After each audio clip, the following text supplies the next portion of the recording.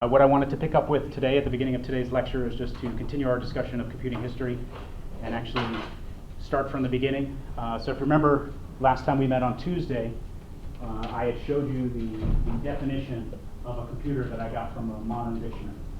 What was that definition? One who computes. The one who computes. No, the current definition. You stole my thunder there. The current definition. A machine? Yes, an electronic device that executes instructions according to a program that it's given. Okay. And I mentioned to you on Tuesday that if we looked at at a definition of a computer from, let's say, the 1800s as an example, we'd find quite a different definition. Now, what's that definition? A profession? Yeah, it's a profession. An individual could be a computer. Right? So what is the job of a computer? But to compute or make calculations. So essentially what they did is there was some equation that they would compute values for, right? And in the equation you've got the right-hand side that has all the independent variables that represent a variety of things. And on the left-hand side you have the dependent variable that you're computing. So what a computer would do they would take discrete values of the different independent variables, plug them into the equation, and compute the dependent variable. So when they're doing that, what is their product that they provide to the public? What are they selling? What is the physical product? Tables? Tables, exactly. Yeah, so tables. So they organize all these computations in a table, right? So if there's only two independent variables, it's really easy to put in a single table. But if you have multiple independent variables, then you probably need multiple tables to hold those values. And someone who's reading the table will just simply look up the particular values of the independent variables that they're interested in the table, and then they'll get the value of the dependent variable, basically the left-hand side, the result of the computation. Okay. So these tables were used for a variety of things at that particular time. So one use might be for determining how to fire a cannon in war. So maybe there's some variables related to the target, and then the output or the dependent variable tells them where to aim the cannon. Another use might be for navigation, so navigating the seas. So if these tables contained any errors, the consequences of those errors could be quite catastrophic. Right? And at that time, because humans are involved in producing these, they're ripe for errors, either errors in the computation or errors in the printing of the tables. So there was a fellow named Charles Babbage, okay, that was born at the tail end of the 17th century, that basically he had the idea to automate calculation. And actually a specific type of calculation was his first target. And it was a type of calculation that used a method called the difference method. So he worked on the design of a mechanical device that could perform these computations using the difference method. He called that device the difference engine. And he completed the design in 1822. So in that time, he had come up with the design, he recorded it, wrote a paper about the design, and he had presented it to the Royal Astronomical Society in London, England, in June of 1822.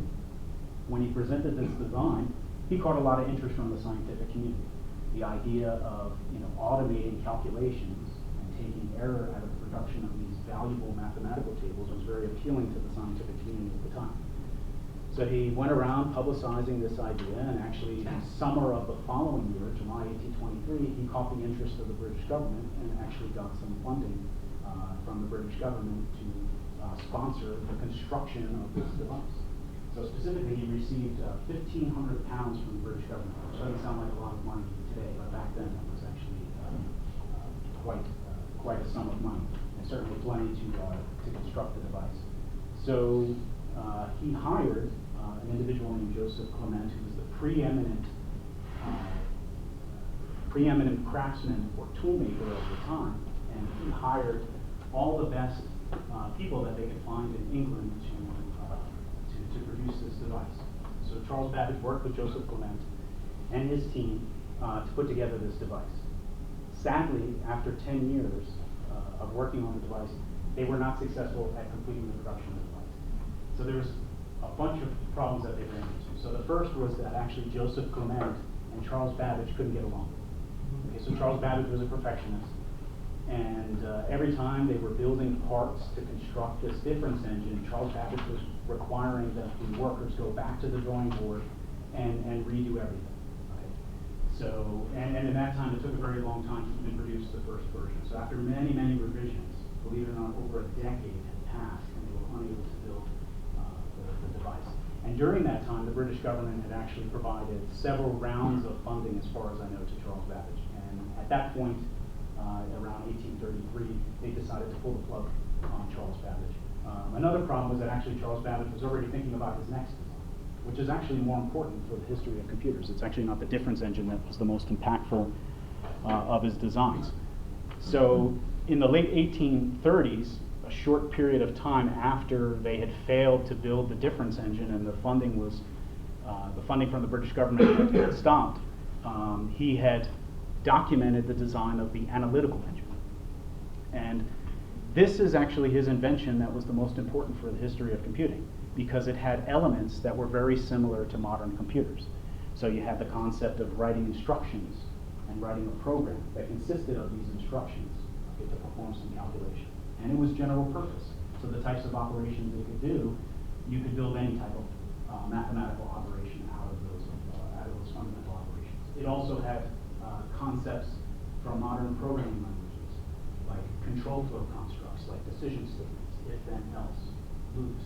These were all features that were in that analytical engine and are features that you find in modern computers. So it's for this reason that Charles Babbage is credited with being the first person to conceptualize the modern computer. So that's why I'm talking about Charles Babbage today. Okay, so now if we fast forward in history to another important point in the history of computing, we get to the period around World War II, where electronic switching devices were emerging, specifically vacuum tubes, and the time was right to look at making automated calculating machines out of electronic devices. So at this time, there were actually several parallel efforts, some that are not even listed on my slide. Okay, so I'm only listing some of the most prominent efforts, but there were more efforts than this. So in the United States, we had John Atanasoff at Iowa State. He had designed a special purpose machine that unfortunately was not fully operational. Then we had John Presper Eckert and John Mauchly. They were working on a general purpose machine, so it can do any type of calculation, and it was indeed operational. And at the same time, we had some efforts in Europe. So in Germany, we had Konrad Zuse, who had created a special purpose machine. As far as I'm aware, it wasn't a general purpose computer, but there could be some controversy over that. And then in England, we had Alan Turing creating a special purpose machine. So out of all of these, we generally give credit to John Presper Eckert and John Mauchly as being those that had created the first electronic computer, because theirs was general purpose and it was operational. Okay? So let me tell you a little bit about that first computer that they created. So the first electronic general purpose computer that was created by J. Presper Eckert and John Mauchly was called ENIAC, which was an acronym for Electronic Numerical Integrator and Calculator. It was developed during World War II and actually funded by the United States Army. Specifically, the Ballistics Research Laboratory in Aberdeen, Maryland. So the computer was built for military purposes during World War II. It was built specifically to compute artillery firing tables that were going to be used by the military. It consisted of 18,000 vacuum tubes, and instructions were entered via cables and switches. Okay? So to enter your program, you had to walk up to the machine and you had to actually flip switches. You had to come up with a plan for what settings each switch should be set to. And you set your switches, and you attach certain contact points on a plug board with cables. So it's a very laborious process to program the ENIAC. Data, on the other hand, was stored in memory, okay, on punch cards. That was the memory of the time, punch cards. This ENIAC could perform 1,900 additions per second, which for the time, since there was, the alternatives were these electromechanical computing devices that were a lot slower, this was quite remarkable. Even some of these other efforts, some that I'm not even mentioning here, were not nearly that fast. So that's another reason why ENIAC is generally given credit for being the first electronic general purpose computer. Okay. since everything was sort of happening in parallel. It's really hard to determine who exactly and what project was really first. So let me tell you about a fellow named John von Neumann. Okay, he was born in Hungary and then immigrated to America, and he was a mathematician. And as a mathematician, of course, he'd be very interested in devices that automate calculations. And he was a professor at Princeton, and one time he was visiting. His research, I suppose, was also funded by the Ballistics Research Laboratory in Aberdeen, Maryland. He was visiting Aberdeen, Maryland. So Princeton is in New Jersey, so he took the train down to Aberdeen, Maryland, visited with the Army, and there was actually a lieutenant in the Army that was working on the ENIAC project that he had met on the platform of the Aberdeen train station. And he was telling him, sharing with John von Neumann the details of this ENIAC computer. And John von Neumann was very interested in this and decided to set up a visit to the University of Pennsylvania where the ENIAC was constructed. So John von Neumann visited UPenn to see ENIAC, and he met with Eckert and Mauchly, and he actually started what turned out to be a very long-term relationship with them. So one of the things they were talking about was how tedious it was to program the ENIAC by flipping these switches and using cables to patch contact points on plug boards. So they had shared with John von Neumann this idea that they would put the instructions in memory as well. So along with the data, they put the instructions, they code the instructions on these punch cards to make the process of programming ENIAC much easier. And they called this idea the stored program concept. The idea that the program is stored on these punch cards rather than you having to go and program it by flipping physical switches and plugging physical cables. Okay? Now here's the thing. So John von Neumann hears of the idea, he thinks it's fantastic. He's very interested in participating in a project to build the first computer that uses that concept. But first he writes this paper about the stored program concept. But here's a huge problem. He doesn't include Eckert and Mauchly as authors, and this was actually their idea. So although they have a very long relationship together, it's probably not the best relationship. And it's interesting to note that all three of these gentlemen's first names were John. Okay, John, and John. Anyway, okay, so let me tell you about another individual, because there's something interesting about this fellow. So Maurice Wilkes was an English computer scientist. He had a PhD in physics, and he was a professor at Cambridge in England. He came to UPenn to see the ENIAC. Specifically, at this time, J. Presper Eckert and John Mauchly were giving lectures about electronic general-purpose computers. Now they're kind of famous for being the ones to have come up with this idea. So they're sharing it with other people by holding lectures at the University of Pennsylvania. So Maurice Wilkes attended one of these lectures, and he learned about the stored program idea, and a light bulb lit up in his head and said, hey, I want to build one of these stored program concept computers, and I'll tell you in a little while how that turned out. So anyway, so J. Presper Eckert, John Mauchly, and John von Neumann got together, and they put together the first stored program computer that they called EDVAC, okay, or the Electronic Discrete Variable Automatic Calculator. They started to work on the project in 1946, okay, shortly after the ENIAC had been completed, but it wasn't operational until 1951. So it took them 5 years to put this together, okay? And as we know, the stored program concept is that the instructions and the data are both in memory, so both the instructions and data were on punch cards. And just remember 1951. Okay. So at the same time that they were doing that, Maurice Wilkes took this idea of the stored program concept that he had learned in the lectures at the University of Pennsylvania, given by J. Presper Eckert and John Mauchly, and he went back to Cambridge, and he built himself a stored program computer. And guess what? He completed it in September 1949, 2 years before Eckert, Mauchly, and von Neumann. So actually he goes down in history for being the first individual, his computer, the EDSAC, the Electronic Delay Storage Automatic Calculator, goes down in history as the first stored program computer. Okay, so let me tell you a little bit about Howard Aiken. So he was an American computer scientist. He had a PhD in physics. Again, that was a very common degree for these individuals, either that or mathematics. He was a professor at Harvard, and he built stored program computers, so that's why I'm mentioning him. Even more importantly is he actually built some previous computers that were actually electromechanical computers that predate ENIAC, but they weren't fully electrical. Okay? Okay, they use these relays that are electromechanical. So he doesn't get credit for coming up with the first electronic computer, but he's developed two of the first stored program computers. So he had a Mark I and Mark II; those were electromechanical, and then his Mark III and Mark IV computers were stored program computers. So stored program computers were all the rage in the late 1940s. Okay, so he completed the Mark III in 1949, actually at the same time as the EDSAC. Right, but I think the EDSAC must have beat him in some fashion, so because it's given credit as the first stored program computer. But the Mark III was pretty close, definitely on their heels. He built this computer specifically for the Navy, and he actually made the popular press. So at the time, Howard Aiken was a little more popular. Okay, so Time magazine actually had a cover story on the Mark III computer that he had built for the Navy. Okay, so let's talk a little bit about the stored program concept. So there's two ways to approach how you store the instructions and data.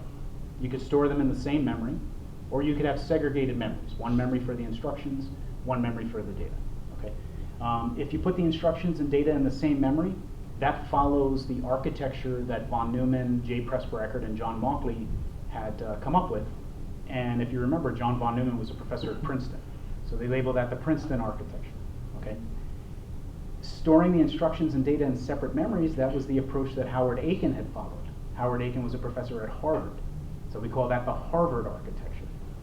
So this is kind of antiquated. I don't think you're going to hear people talking about Princeton and Harvard architectures anymore, but for some time they were referring to them that way, and this is the reason why.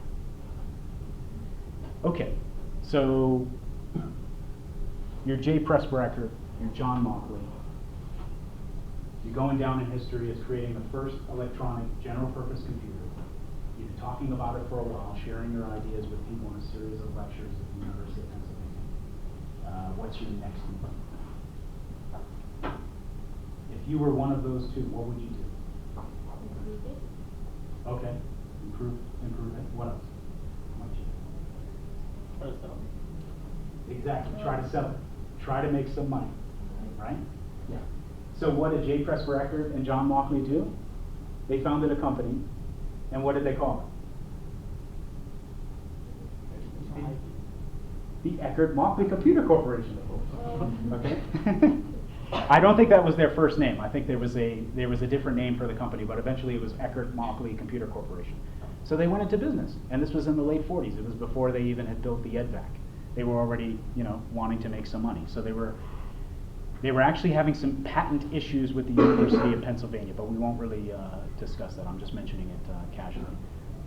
So anyway, they go off in the late 1940s and they start their company, and they built their first computer. It was called BINAC, and they only built one. There was a single customer for that computer. Okay, so it was completed in August of 1949 and sold specifically just to Northrop. Okay. After a while, they ran into some financial difficulties and were purchased by a company called Remington Rand, so they became part of Remington Rand. Okay. While they were part of Remington Rand, they built a computer that was going to be available to the public for sale. It wasn't for a specific customer. That computer was called UNIVAC, or Universal Automatic Computer. So this UNIVAC was the first real commercial computer, because the BINAC just was for a single customer. It was a custom build for Northrop, where the UNIVAC was meant to be universal and go on for sale. So UNIVAC was the very first commercial computer. There were 48 that were built, and as far as I know, only 46 of them were sold. So I don't know, maybe the other 2 were just for demonstrations or something. It went on sale in June of 1951 for $1 million at that time. So in current dollars, that's over $9 million. So it was extraordinarily expensive. Okay. So what do you think were the potential customers, or I'm sorry, who do you think were the potential customers for a $9 million device that maybe could just do a few thousand operations per second? Yeah, only very large institutions like governments or really enormous companies, but maybe even really large companies. Okay, so very, very limited applications for a computer with those characteristics in terms of the cost and even the operating cost. I'm sure I'll show you on a future slide the power consumption of the UNIVAC. Okay, so one interesting thing to note is someone wrote a program for UNIVAC to compute the outcome of the 1952 presidential election, and it correctly predicted that Eisenhower would beat Stevenson. Okay, so I think there might have actually been a newspaper story about that UNIVAC, predicts the outcome of the presidential election. But I'm not really sure how much credit should be given to UNIVAC or the person who wrote the program that ran on UNIVAC to make the prediction, because it was a landslide apparently. So it may have been very well known that Eisenhower was gonna win the election. Okay, so now you'll notice in the next couple of computers that I mentioned, we're just going through this phase of using different switching devices. So we go from the vacuum tube to the transistor, and then we're making transistors smaller and smaller. So the next point is when we make the transition from vacuum tubes to transistors. So this happened in the very late 1950s. Okay? So Philco, a company named Philco, was actually the first company to make a computer that utilized the transistor rather than vacuum tubes. Okay? And then a company called Digital Equipment Corporation, which was around until the 90s when they were bought by Hewlett Packard, so you all probably don't know of that company. Question? Why do you think it took so long for them to start using transistors? It needed to be invented. Okay. Yeah, Bell Labs, right around the late 1950s is when it was invented, and then they were immediately looking at being able to use it. But it did take some time after the transistor was invented at Bell Labs to be able to effectively use it in designs. It was really just a prototype early on. So anyway, this Digital Equipment Corporation, that was established in 1957. In 1959, they came out with a computer called the PDP-1, the Program Data Processor 1. It was the first commercial computer that utilized transistors. Okay, it sold for $120,000 back in 1959, which is equivalent to just under $1 million today. So very, very expensive. So now, what do you think are the applications for this computer at the equivalent of $1 million in 2015?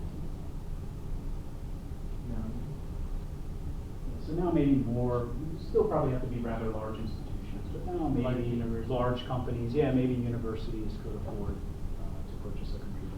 Yep. Okay, so at some point IBM actually got into the business of making electronic computers, and in 1964 they came out with the IBM System 360, which was actually a family of computers. In this family of computers there were several models, and they varied in price and performance. So for the first time, customers had some options. They had a couple of different products in a family that they could choose from, based on their performance needs and their budget. And you can see the lowest price one that I have listed here is at $225,000. So again, large companies, maybe even universities could afford computers at this moment in history. Okay. So with time, they were figuring out how to make transistors smaller and smaller, and as a result, computers that were built from those transistors became smaller and smaller, and you got to a point where they started to attach the label mini to the computer. It's a mini computer, right? Instead of being the size of an enormous room, it's the size of a refrigerator. So that's mini. It's all about perspective, right? So from the perspective of the computers of the past, these were mini computers. Okay. So Digital Equipment Corporation created the first computer to be labeled as a mini computer in the PDP-8 in 1965. It sold for $18,000 in that time, which is the equivalent of about $132,000 today. So again, opening up more opportunities for computers, not only because of the lower cost, but now the smaller size, the smaller physical size, and the power consumption would have been a lot less too. Okay. Then towards the late 1960s, we get to the use of the integrated circuit that had been first developed by Texas Instruments a few years prior. So the first company to actually start selling computers that were made using integrated circuits that contain multiple transistors was a company called Data General. And they were established in 1968, and they had a computer called the Nova, which was the first mini computer that used integrated circuits that was sold. Look at the price. It was $8,000 back then, which is a little over $50,000 today. And the device is even smaller. It's the size of a really small refrigerator. Okay. And at $52,000, that opens up some more opportunities as well. Now maybe medium-sized businesses could afford a computer.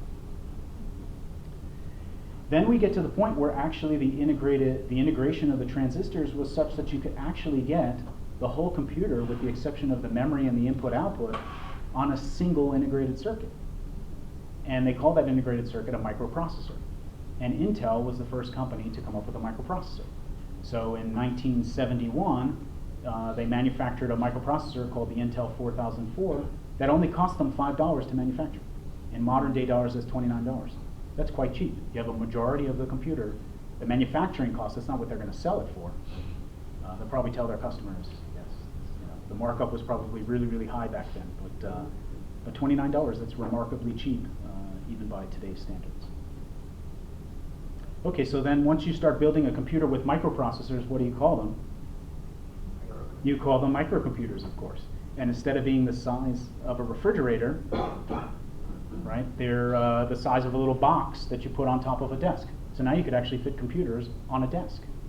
Okay? And I suppose these were the first desktop computers. So these started to emerge in the mid-1970s. So actually Apple Computer was one of the first companies to come up with a computer that was a microcomputer that was built using a microprocessor. And actually the cost was on the order of a couple of $100. Okay. So now you had a personal computer, a computer that actually an individual could own. Now it would be probably a rather wealthy individual, but an individual could afford it and have it on their desktop. So at this point, because the computer was catering to one individual, it became important to make that the interface to the computer, focused on the human, to make a very intuitive interface for the human to interact with the computer. So there was a lot of work in the early 1970s with the advent of the microcomputer on user interfaces. So the idea of windows and icons and using a mouse as a pointing device to interact with the windows and icons on a desktop, on a virtual desktop on a computer. So Xerox PARC, a famous research lab in the United States, that's in Palo Alto, California, they were working on the concept of the user interface and the mouse. And they also came up with the concept of a local area network that would interconnect computers together so that they can exchange information. So several years after they came out with that, in 1973, they came out with this computer called the Xerox Alto that showcased the graphical user interface, the mouse, and the local area network. Some companies like Apple and Microsoft had seen that, and in the late 1970s they were incorporating those concepts into their operating system and computer designs. So in the late 1970s we were starting to see commercial computers with graphical user interfaces. So IBM had gotten into the personal computer business in 1981 with the sale of the IBM PC that utilized the Intel 8088 microprocessor. And after that, after we got to the personal computer, what happens to that? Now computers get smaller and smaller, and there become opportunities to embed computers in other devices, to embed computers into appliances, to embed computers into automobiles. Okay? And this trend continues over time, and will continue. And we'll see microprocessors in new, places that we never thought that we could use a microprocessor, like a chip or a garbage can. So I think the opportunities are limitless. It remains to be seen if there's any utility in having computing, communication, and sensing in these objects like a chair or a garbage can, but it shouldn't stop us from trying. See if we can make that useful. Can we improve the design of a garbage can or a chair by incorporating embedded microprocessors with communication capability and sensing capability? So that's kind of where we're at. These opportunities keep proliferating. We've got appliances. We have glasses now that have microprocessors inside, the Google Glass. Hopefully we won't get to a time where everybody's going to be wearing Google Glasses, including newborn babies, because that might be a world that I don't want to live in. That world might be a little too strange for me. So, if we look at over these past 6 or 7 decades, right, since the first electronic computer, it's quite remarkable the progress that's been made. There's been a 54% increase in the performance of computers year over year, roughly, okay, which is absolutely amazing. Now, growth has slowed due to us hitting some constraints with respect to dissipating the heat that's generated from the power consumption of microprocessors. So making the individual processors faster and faster, we're not able to do. But instead, what we're doing is using our ability to shrink the transistors to basically put more than one processor on an integrated circuit. So we're getting to multi-core designs, where you have multiple processors on the same integrated circuit. And then we have multiprocessor designs that have multiple processors on the same motherboard sharing the same main memory. Okay? And then we have clusters. Right? Clusters that are computers that are connected together over the network, and they cooperate to do some computation. Yep, so I think that's it for computing history. That's all I have to say. Was this light still on? Okay. I'll turn it off. It's on.